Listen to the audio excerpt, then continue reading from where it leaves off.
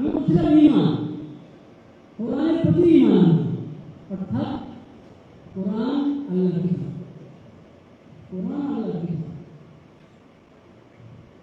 একজন মুমিন, একজন মুসলিম, সেই মুমিন হতে হবে, মুসলিম হতে হবে, আল্লাহর প্রতি ঈমান আনতে হবে, আল্লাহর রাসূলের প্রতি ঈমান আনতে হবে এবং কোরআনের প্রতি ঈমান।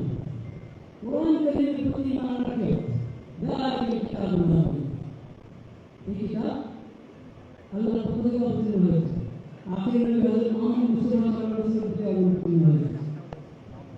আখির নবী, সর্বশেষ নবী হযরত মুহাম্মদ মুস্তাফা সাল্লাল্লাহু আলাইহি ওয়াসাল্লাম থেকে অবতীর্ণ হয়েছে এবং এটা সর্বশেষ আসমানি কিতাব। এই কিতাবের মাধ্যমে আল্লাহ আমাদেরকে ইসলামের শরীয়ত দিয়েছে। এই কিতাব অবতীর্ণ করেছেন হযরত মুহাম্মদ মুস্তাফা সাল্লাল্লাহু আলাইহি ওয়াসাল্লাম, তার সিরাতকে আমাদের জন্য আল্লাহ নির্ভুল এবং উত্তম মনে করেন। তাহলে কোরআনের প্রতি ঈমান, রাসূলের প্রতি ঈমান, আখির নবী হিসাবে তাকে ঈমান, আখির নবী হিসাবে তাকে ঈমান। নিছক শুধু একজন রাসূল হিসাবে না, তিনি রাসূল এবং সর্বশেষ রাসূল।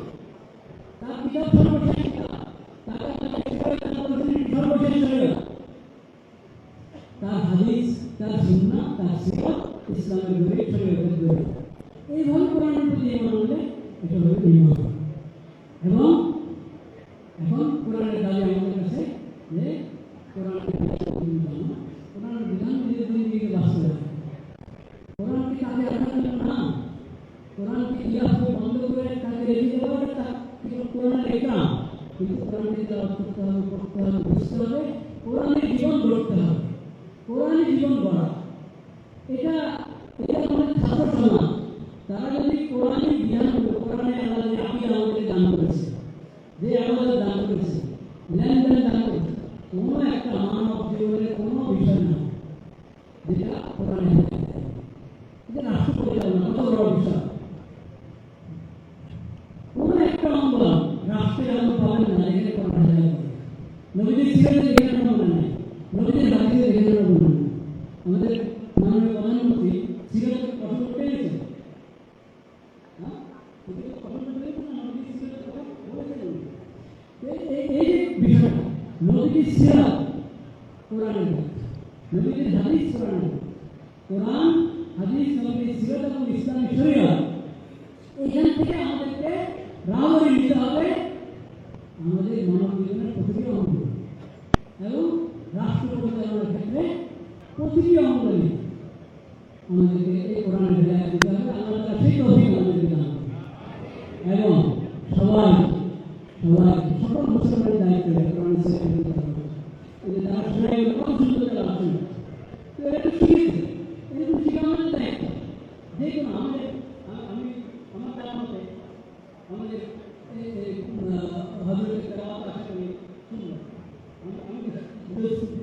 এরকম আমাদের মন্ত্রিসভা, সচিবালয়, হ্যাঁ, সব জায়গা সকল সদস্যের এটা দায়িত্ব যে কোরআন মাজিদের সহিহ তেলাওয়াত শিখবে এবং তারা তাদের সন্তানকে শেখাবে, তাদের অধীনস্থকে শেখাবে এবং কোরআনের মধ্যে আল্লাহ তাআলা এলেম দিয়েছেন ফরজ।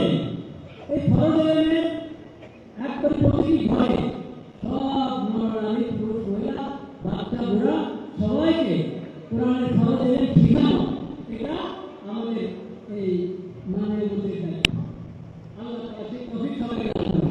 আলহামদুলিল্লাহ।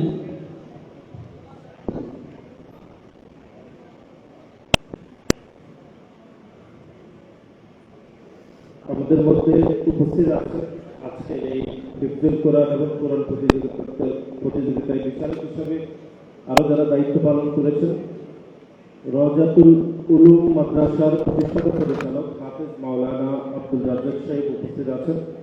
এছাড়া উপস্থিত আছেন আন্তর্জাতিক সনদ এবং পুরস্কারপ্রাপ্ত হাফেজ কারি ইদ্রিস আলী সাহেব।